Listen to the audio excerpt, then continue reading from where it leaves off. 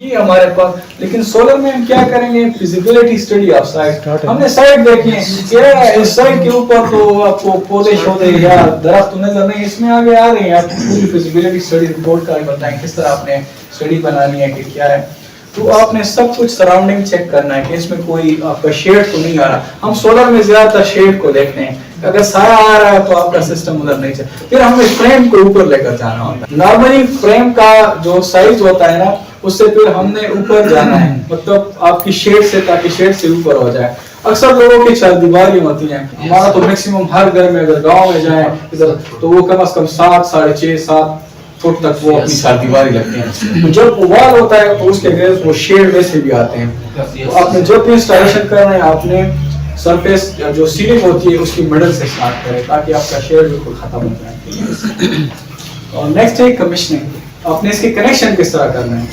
अक्सर लोगों को, अक्सर टेक्नीशियन को हमने देखा है वो MC4 के कनेक्शन भी सही नहीं करते, लूज जोड़ लेते हैं, वो मालिक का बेड़ा गर्क कर लेते हैं। मतलब फिर वो स्पार्क करते हैं, कुछ देर बाद वो कनेक्शन खराब हो जाते हैं, स्पार्क कर कर करके व्हाइट कलर के उस पे वो बच जाते हैं, स्मोक टाइप स्पाइक्स आ जाते हैं।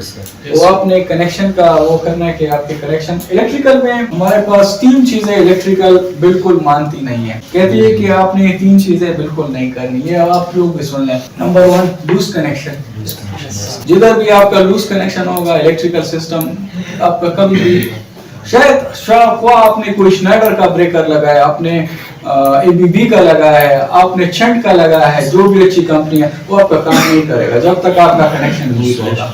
Number 2 moisture. नमी होती है वो भी आपका इलेक्ट्रिकल सिस्टम आपका सुधरमंद नहीं है, फायदेमंद नहीं है। अगर आपके केबल्स गए और तो नमी ज्यादा है तो वो खराब हो जाएंगे, लीकेज करेंगे। नंबर 3 आपका लूज कनेक्शन हो गया, एक आपकी नमी आ गई, और 3 आपका आ गया है कि आपका जो पूरा इलेक्ट्रिकल सिस्टम है ये आपकी टेम्परेचर पे डिपेंड करते हैं।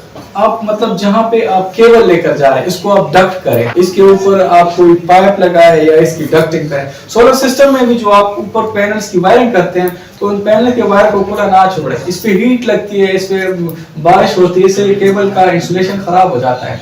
जिस तरह देखिए आपने शूज पहने होते हैं, अगर शूज की आप पॉलिश नहीं करेंगे या कपड़े आप साफ नहीं, वो खराब हो जाते। तो इस तरह केबल के लिए जरूरी है कि आप इसको डक्ट करें। डक्ट करेंगे इसकी रेसिपी। तो ये कुछ चीजें थी इस रिलेटेड। अब इसमें आगे चलते हैं। अब जिस तरह आप भाई कह रहे थे कि सोलर किस चीज से बनता है, तो आप देखते जाएं, इसमें पूरा आपको स्ट्रक्चर बता रहे हैं सोलर किस तरह बनता है, क्या हिसाब है। ये देखिए, ये इनसाइड सोलर पैनल के अंदर इतनी आपकी ग्लासेस होती है। डायरेक्ट नहीं है कि बस आपके सोलर आप देख रहे हैं कि इसके ऊपर एक शीशा लगा है, तो इस पे बड़ी मेहनत होती है पैनल पे, इसकी प्राइस। ये देखिए एल्युमिनियम फ्रेम, आपके पैनल्स के इर्द आपको एक व्हाइट कलर का चिमटा नजर आएगा, जिसे हम एल्युमिनियम फ्रेम कहते हैं। Protects the edge of the laminate section contain the solar cells. इस सोलर सेल्स के किनारे, अक्सर चीजें किनारे से खराब होती हैं, इसका किनारा लग जाता है वो खराब हो जाती है। तो सोलर के लिए अब जिस पैनल को भी उठाए इसका एज बड़ा शार्प होता है, हाथ से भी लग जाए तो आपका हाथ वो खराब कर लेता है। तो इसका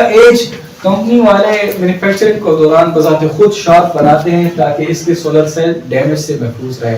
नंबर 2 आता है टेम्पर्ड ग्लास। ये हमारे जो इलेक्ट्रिसिटी की मीटर्स होते हैं ना, इसमें भी टेम्पर्ड ग्लास यूज होता है। आम शीशा नहीं होता जो ग्लास वगैरह का होता है या जो पीछे लगा है, ये नहीं होता, ये बड़ा ग्लास का शीशा होता है। Protects the solar panel from foreign debris. भाई डेब्रस क्या होता है, कोई जानता है डेब्रस क्या चीज है? डेब्रस कहते हैं गंद को, ठीक है, पूरा क्रिकेट जैसे हम कहते हैं। हम घरों में बास्केट में जो गंद होता है ना, ये इस पे पड़ सकता है, तो उससे बचने के लिए हमने क्या किया, टेम्पर्ड ग्लास लगा। Foreign debris and make it waterproof. Panel को हम धोते हैं, मतलब पानी से धोते हैं, क्योंकि उसके ऊपर डस्ट पड़ती है। तो उस टेम्पर्ड ग्लास की वजह से इसके ऊपर कोई भी मॉइस्चर, इसमें एक मतलब क्या कह सकते हैं, इतना क्रोम भी इसके ऊपर नहीं है। तो ये आपका टेम्पर्ड ग्लास होता है, मैकेनिकल प्रोटेक्शन भी देता है। कोई इस पे गन गिरता है या कोई चीज, या आपकी बर्ड एक्सक्रीमेंट होती है, कोई परिंदा आ गया इसके ऊपर, कोई गन पहन देता है, तो क्या होता है, उससे ये प्रोटेक्ट करता है।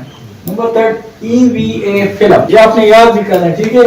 इथिलाइन विनिल acetate, a highly transparent plastic protects solar cell from external impacts, temperature, moisture and dust। ये पैनल के ऊपर आपको डस्ट नजर आता होगा, जब आप इसको धो लेते हैं वो दोबारा साफ शफाफ हो जाता है, लेकिन अंदर वो डस्ट नहीं जाता। लेकिन इसकी एक्यूरेसी खराब। जब भी किसी पैनल के ऊपर डस्ट पड़ता है ना, इसकी 8 to 5% इसकी वाटेज में फर्क आ जाता है।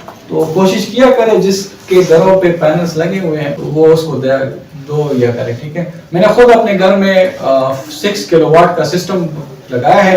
लास्ट वीक मेरी छुट्टी थी, वो क्लास के लिए मैं आया था, तो फिर क्लास अटेंड ना, तो उसमें मैंने 3 पैनल्स और भी ऐड कर दिए। मैंने पैनल सिस्टम खुद से लगाया सर, इसकी मैं पिक्चर कल की क्लास में आपको दिखा दूंगा, खुद से बनाया हुआ है ना। उसके साथ बैटरी लगी है, मैं इसके ऊपर 2 एसी चलाता हूँ, गीजर भी। अभी उसकी रेटिंग कितनी होगी जी? एक पैनल की 550 वाट। ये सब का डिपेंड करता है आपकी इंस्टॉलेशन पे, किस तरह आप इसको इंस्टॉल कर रहे हैं, शेड तो नहीं पड़ रहे हैं। अक्सर ये होता है कि जब आपकी इंस्टॉलेशन सही नहीं होती है, आपकी पैनल का मजा नहीं होता। तो ये बड़ा जरूरी है कि एक माहिर बंदा होना चाहिए। आजकल तो मार्केट में आप देख रहे हैं हर कोई पैनल्स लगा रहे हैं, लेकिन जब आपको इन चीजों की समझ आएगी और इंस्टॉलेशन फिर आप करेंगे तो फिर आपको काफी ज्यादा अंदाजा होगा। लेकिन ये अपने साथ अंदिया करे कि हमने थ्रू प्रॉपर एसओपीज काम करना है, फिर इन चीजों को लोग नहीं देखते, बस डायरेक्ट 2 दिन में सिस्टम इंस्टॉल कर लेते हैं और चले जाते हैं। तो इसके बाद आता है सोलर सेल। तो जब सोलर सेल की बारी कब आ रही है, 1 2 3 प्रोटेक्शन के बाद फिर सोलर मेड फ्रॉम सिलिकॉन। ये सिलिकॉन से बना है, ठीक है। Semiconductors convert sunlight into electricity through photovoltaic cell. इसमें सोलर सेल होते हैं जिसे सिलिकॉन सेल कहते हैं। ये सन की एनर्जी को कन्वर्ट करते हैं इलेक्ट्रिसिटी। सेमीकंडक्टर क्या, सेमीकंडक्टर की टाइप्स कौन सी है, कोई एग्जांपल बताएं। सिलिकॉन और जर्मीनियम। तो हमारे पास सेमीकंडक्टर ना तो एक अच्छा कंडक्टर है ना एक अच्छा इंसुलेटर। इसकी जो खुसूसियात होती है वो तो ना कोई अच्छे कंडक्टर में होती है ना कोई अच्छे इंसुलेटर में। हाँ, लेकिन कभी कभार कंडक्शन कर लेते, ये फॉरबिडन गेट में होता है, ठीक है। एक कंडक्शन बैंड होती है, एक बैलेंस बैंड होती है, एक फॉरबिडन बैंड। तो ईवी फिल्म फिर दोबारा इसकी बैक पे देखे, फिर ईवा फिल्म है और फिर बैक शीट है।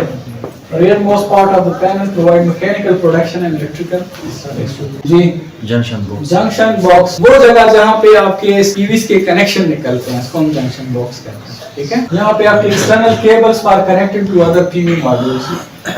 अगर पीवीसी के साथ जो हम कनेक्शन लगाते हैं तो उसके अंदर उसके मॉड्यूल आते हैं। ये लुंगी के वो पैनल्स की वो है 540 वाट 550 वाट डबल ग्लास बाइफेशियल। बाइफेशियल क्या होता है? बाइफेशियल मतलब टू साइडेड। इसके नीचे भी जी, इसके नीचे भी ग्लास लगा होता है। ये अगर आपका फर्श है ना, फर्श से नहीं करेगा, अगर नीचे भी आपने कोई ग्लास रख लेना तो ये नीचे से भी एब्जॉर्प्शन करेगा। डबल बाइफेशियल इसको कहते हैं। ऊपर से भी रोशनी आ रही है ना, नीचे आप फिर ग्लास लगा रहे तो ये फिर रिफ्लेक्ट करेगा, वो दोबारा कैच करेगा। इसकी एफिशिएंसी नॉर्मल पैनल से बहुत ज्यादा है। ये मैंने लगाए हैं बाइफेशियल, काफी अच्छी क्वालिटी है इनकी और मार्केट में अवेलेबल है।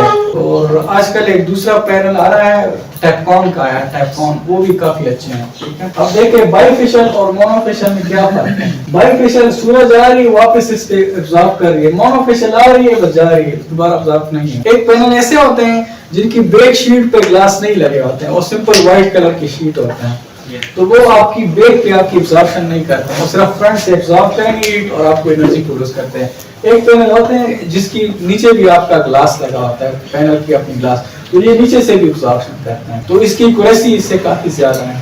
अब बाइफेशियल क्या चीज है? Bifacial solar cell are designed to allow light to enter from both side. They typically imply a front surface design similar to that used in industry standard screen printed solar cell, with the major point of difference between the structure of the rear surface contact rather than cover the entire back surface with a reflective aluminum contact. A finger grid is used in its place in order to allow sunlight to the rear. अब देखिए इसमें direct आपकी sunlight आपकी जा रही है glass के ऊपर, तो ये दोबारा रिफ्लेक्ट होकर अदर साइड से भी इसको मिल रही है, तो इसकी जो एब्जॉर्प्शन है वो काफी ज्यादा होती है, तो इसकी क्यूरेसी भी ज्यादा होती है, ये आपको वाटेज भी ज्यादा देगा। अभी अभी रिवर्शंस आ रही हैं, उसमें और भी चेंजेस आ रही हैं, लेकिन ये अपडेटेड चीजें हैं इसको उसमें जितनी आपकी अभी मार्केट तक अपडेटेड है। ये इसमें कोई कंसेप्ट दिखाया गया है, इसका इंसिडेंट लाइट है, फ्रंट साइड मीटर, ये बाकी यूट्यूब पे भी इसके लिंक्स गिवन है कि किस तरह आपकी बाइफेशियल करते हैं। अच्छा, अब वो पैनल के लगाने का वो तरीका बता रहे हैं कि पैनल किस तरह south facing and tilt angle and distance between rows. जब भी आपने पैनल लगाना है, आपने इसका जो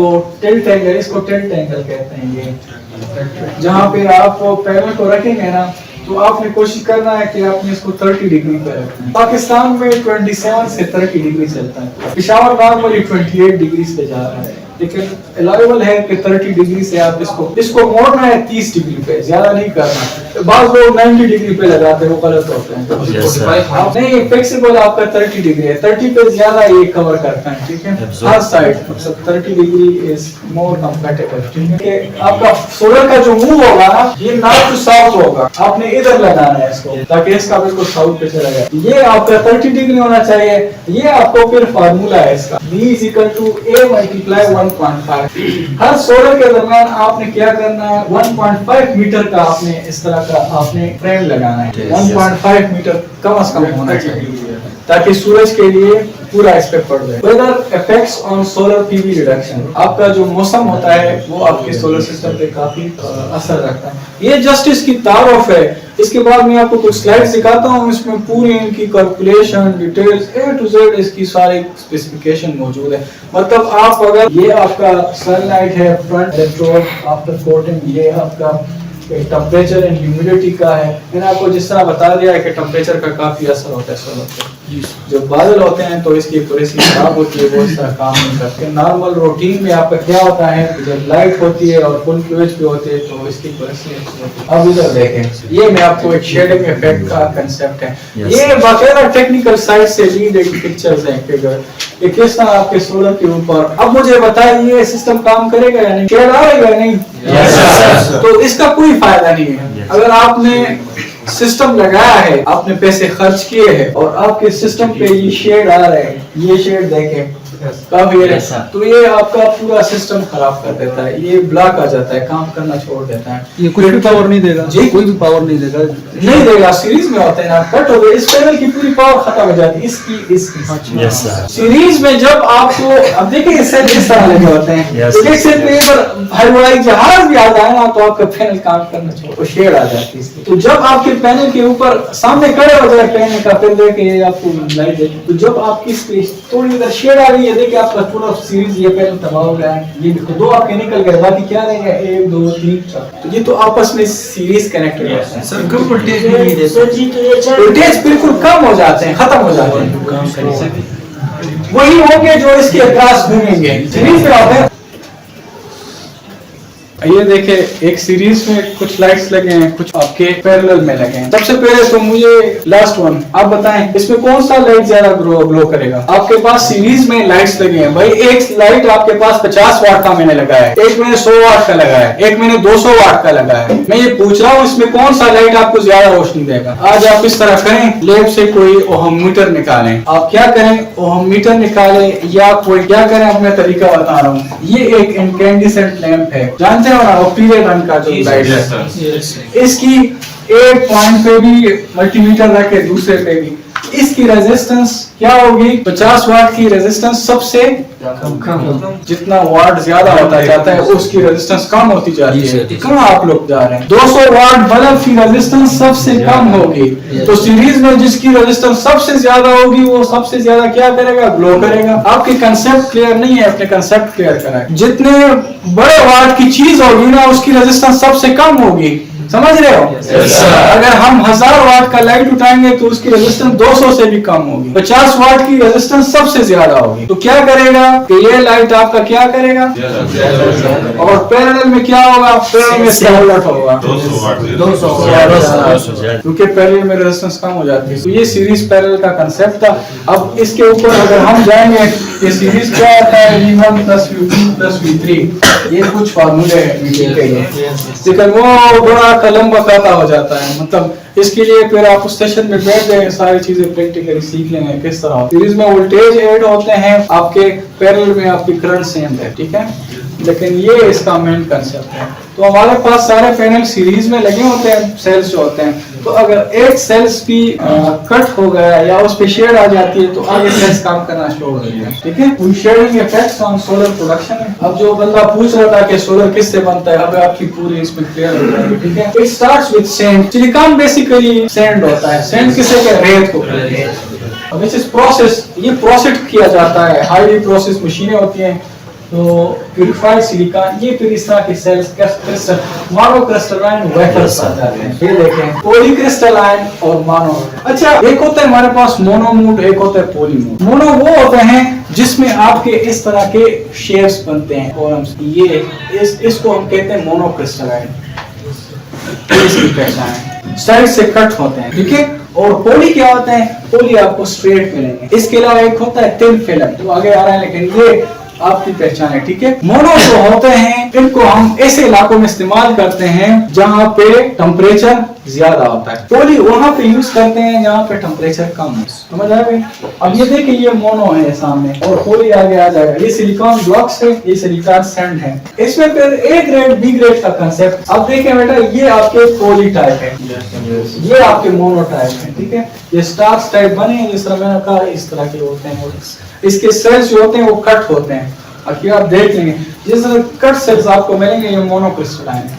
जो स्ट्रेट होंगे ये आपके पोली है, ठीक है। अब सोलर में दो किस्म के सोलर आते हैं, एक होते हैं ए ग्रेड, एक होते हैं इसको भी, ये भी ए ग्रेड है, एक वैसे आते हैं बी ग्रेड, ठीक है। जब भी हम कंपनी में मैन्युफैक्चरिंग करते हैं, कोई चीज बना रहे हैं, हमसे मशीन में कोई चीज खराब हो जाती है, या हम प्रिंटर में कोई पेज रखते हैं, पेज पे प्रिंट सही नहीं आता, तो फिर हम उसको रख देते हैं, फिर दूसरा साइड यूज करते हैं, खराब हो जाता है। इसको हम कहते हैं बी ग्रेड या टायर बी का हम नाम देते हैं। ऐसे पैनल जो मैन्युफैक्चरिंग के दौरान खराब हो जाते हैं, इसकी फिनिशिंग अच्छी नहीं होती, तो वो पैनल फिर सस्ते दामों लोग क्या करते हैं, सेल आउट करते हैं। जिस तरह एक स्पाइनिंग मिल है, टेक्सटाइल मिल है, उसमें कपड़े बन रहे हैं, कोई अच्छा ब्रांड हमारी अभी का है या डाट का है, जो भी है, वो जब कपड़े बनाती है तो उसकी मशीन रिफिलिंग या स्पाइनिंग में कोई ऐसे 1000 क्वांटिटी में कोई सूट बन रहे हैं, उसमें 2-3 सूट ऐसे हो जाते हैं, 10 वो खराब हो जाते हैं, उसकी कटिंग फिनिशिंग खराब हो, तो वो क्या करते हैं, उसको फिर वो रेप्ला किट के तौर पे सेट आउट करते हैं। तो इस तरह जो प्लांट में आपकी पैनल्स खराब निकलती हैं, जिसकी फिनिशिंग सही नहीं होती, तो उसको वो टायर बी का नाम देते हैं या ग्रेड बी का नाम देते हैं। तो उसकी कीमत भी कम होती है, लेकिन उसका पहचानने का तरीका ये है कि उसकी फिनिशिंग ठीक नहीं होती, ठीक है। तो उसको फिर सस्ता पहले। इसमें आपके पास पूरा सेल ये बन रहा है, ये नहीं यहाँ तक, ये देखें लाइन जी। तो इसका एक सेल आपको तकरीबन इसमें आपको नॉर्मली मिलता है, तो इसको आप नोट कर ले, 1 2 3 4 5 6 का है, तो तकरीबन ये आपका पूरा पैनल 24 वोल्ट का है, 2.5 से 2 वोल्ट तक होता है। लेकिन नॉर्मली इस तरह नहीं होता, आगे आ रहे हैं आप इसको देख लेंगे। ये इसकी साइज है 182 मिलीमीटर 210, 182 से 210 मिलीमीटर, इसकी मतलब पूरे डायमेंशन साइज है। फिर वेपर साइज आते हैं इसमें 156 mm पोली के हैं, मोनो के है, 166 mm 166। ट्राइना है, एक कंपनी है 1/3, इसको जरा पढ़ें आप लोग। with P-type mono wafer with PERC technology, what is multi bus bars and photon multi-pulse size. TZZ has large size wafer will remain a trend to great health. अब ये देखें वेपर साइज हिस्ट्रीज हैं, ये vapour size किस तरह मिलते हैं हमारे पास। M2 के कितनी साइज है, G1 की है, M12 इसको नाम दिए गए हैं जो वेपर्स हैं, और इसका एरिया इतना होता है। सेल्स, ये जो आपके सेल्स अंदर लगे होते हैं ना, इसकी साइज। अच्छा, ये फिर हमारे पास wafer cell module string array का कंसेप्ट है। सेल क्या चीज है, स्ट्रिंग क्या चीज है, वेपर क्या चीज है, एरे क्या चीज। ये देखें, ये हमारे पास वेपर है और ये हमारे पास एक सेल बन गया पूरा, ठीक है। ये हमारे पास पूरा मॉड्यूल बन गया है, और ये हमारे पास ये एक पोली टाइप है, ये मोनो और ये मोनो टाइप है। फिर ये हमारे पास पीवी स्ट्रिंग बन गया। स्ट्रिंग क्या होते हैं, जब हम बहुत से पैनल्स को आपस में कनेक्ट करते हैं तो इसका एक स्ट्रिंग कहते हैं लड़ी को, ठीक है, जिसकी एक लड़ी बन जाती है। ये फिर एरे क्या होता है, जब डिफरेंट स्ट्रिंग्स को आपस में कनेक्ट किया जाता है उससे फिर एरेज बनते हैं, ठीक है। इंजीनियरिंग फॉर्म में हम इसको एरेज कहते हैं, और लोकल फॉर्म में जो टेक्निकल होते हैं वो उसको लड़ी कहते हैं। मॉड्यूल क्वालिटी क्या है, टायर 1 2 3, हमारे पास 3 किस्म की क्वालिटी है। टायर 1 आपके क्लास ए में आते हैं, टायर 2 आपके B class C class panels की। ये आपके पैनल्स का इन्वर्टर है। इन्वर्टर में भी आपको बैटरी के लिए अलग टर्मिनल होगा, पैनल्स के लिए अलग टर्मिनल होगा। इसमें फिर हम पढ़ेंगे कि पैनल की साइज किस तरह मालूम करेंगे पैनल के लिए कौन सा केबल इस्तेमाल करें, इसके अपने फार्मूले हैं। इसके अलावा ब्रेकर की साइज पैनल के लिए कौन सा रहेगा, इन्वर्टर के लिए कौन सा रहेगा, बैटरी के लिए बैटरी की चार्जिंग के फार्मूले क्या है, बैटरी को किस तरह हम कैलकुलेट करेंगे कि इस पैनल्स के साथ हमें कितनी बैटरी चाहिए कि बैकअप पे हमारा ये लोड चल सके। ये सारी चीज़ें इसमें डिस्कस होंगी, इसके पे अलग मॉड्यूल्स आएंगे। ये आज सिर्फ इसकी एक इंट्रोडक्शन है ताकि आपको फेमिलियरिटी हो जाए कि सोलर पैनल क्या चीज़ है, क्या नहीं। वाट क्या चीज़ है, डीसी वाट। डीसी वोल्टेज को डीसी करंट से मल्टीप्लाई करेंगे तो हमारे पास डीसी वाट आएगा। इतना करंट है पैनल का, इसके वोल्ट के साथ मल्टीप्लाई करें तो आपको वाट मिल जाएगा। फिर ये एक looping and PN junction concept है। ये शायद थर्ड ईयर में कौन स्टूडेंट है? सेकंड ईयर में भी ये पढ़ा है। लूपिंग क्या होता है? सर जो सिलिकॉन या जमीन में जो थर्ड ग्रुप या फिफ्थ ग्रुप के एलिमेंट्स को ऐड किया जाता है तो उसको लूपिंग कहते हैं। कौन से एलिमेंट्स को ऐड? Boron resistance. देखिए सिंपल आंसर क्या है, looping the process of adding impurities in a pure semiconductor is called looping. किसी भी प्योर सेमीकंडक्टर में मिलावट करने को डूपिंग किया, ठीक है। कोशिश की मिलावट हो क्या है, तम डूपिंग हुआ तो उसको मिलावट का इस तरह इसमें डूपिंग की जाती है। खास एक होता है हमारे पास इंट्रिंसिक सेमीकंडक्टर, एक होता है एक्सट्रिंसिक सेमीकंडक्टर। एक खालिस हालत में एक में हमारे पास एंटीमनी फास्फोरस बिस्मथ की वो डूपिंग डालते हैं और एक में हम क्या करते हैं बोरान गैलियम एंडियम, जिसमें ट्राइवेलेंट और पेंटावेलेंट पेयर, जिसके वजह से इलेक्ट्रॉन में 3 इलेक्ट्रॉन होंगे जिसमें 5 होंगे। इसकी डूपिंग करके फिर हम ये एन टाइप और पी टाइप मटेरियल बनाते हैं सिलिकॉन के। एक में होल्स, पी टाइप मटेरियल्स में होल्स मेजॉरिटी केरियर्स में होते हैं, इलेक्ट्रॉन माइनॉरिटी में होते हैं। एन टाइप में क्या होगा, इलेक्ट्रॉन ज्यादा हो गए होल, तो आपका जो करंट है वो आपके इलेक्ट्रॉन से बनता है, ठीक है। तो डीसी में आपका जो आम इलेक्ट्रिसिटी है ना, हमारे पास एक कन्वेंशनल करंट फ्लो होता है, एक नॉन कन्वेंशनल होता है। कन्वेंशनल जैसे हम रिवायती कहते हैं, जो आपका पॉजिटिव से नेगेटिव को ट्रेवल करता है। नॉन कन्वेंशनल आपका नेगेटिव टू पॉजिटिव, तो आपका जो सिलिकॉन है ये नेगेटिव टू पॉजिटिव ट्रेवल करता है, ठीक है। जब भी आप इसको उठाएंगे ये नेगेटिव टू पॉजिटिव आपका ट्रेवल करेगा, और जो हमारी अपनी इलेक्ट्रिसिटी है ये पॉजिटिव टू नेगेटिव ट्रेवल करता है। समझ आ गई?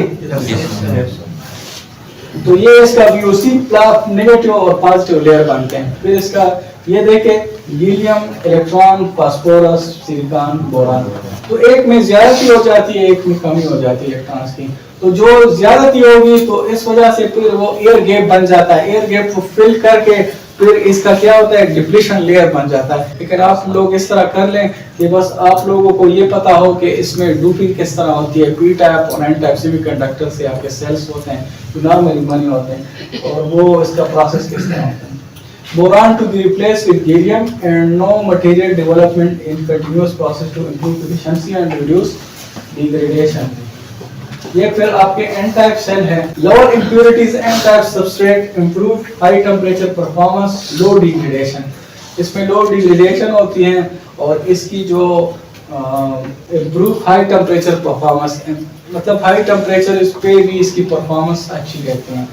Normally तो मतलब हाई टेम्परेचर से मुराद इसका ये है कि मतलब इसकी जो एम्बिएंट टेम्परेचर है यहाँ तक ये सस्टेन करेगा, इससे ऊपर ये नहीं करेगा। और इसके बाद एक पी टाइप सेल है इसका, इसमें 2 सेल्स होते हैं, एक एन टाइप एक पी टाइप, ठीक है। तो नॉर्मली हमारे पास सेमीकंडक्टर ईच मॉड्यूल क्या है, 45 वोल्ट का मॉड्यूल है, IC 10 एम्पियर है, मैक्सिमम 40 है, मैक्सिमम करंट इसका कितना है 8 एम्पियर है। What is total VOC, VM, IC, ये आप जरा फाइंड करें शाबाश। एक पैनल है, इसका टोटल वोल्टेज 45 वोल्ट है और शॉर्ट सर्किट करंट 10 एम्पियर है। वाट इज 540 वाट, 48 वोल्ट का वोल्टेज है। इसको सीरीज में कनेक्ट करें और फिर इसी को पैरेलल में कनेक्ट करें। मुझे फिर दिखाना है, साथ में इसके वोल्टेज भी निकाले, करंट भी निकाले, क्या कनेक्शन कनेक्ट करें शाबाश। पैनल्स इसकी सिंगल लाइन SLDs बनाए शाबाश, डायग्राम में।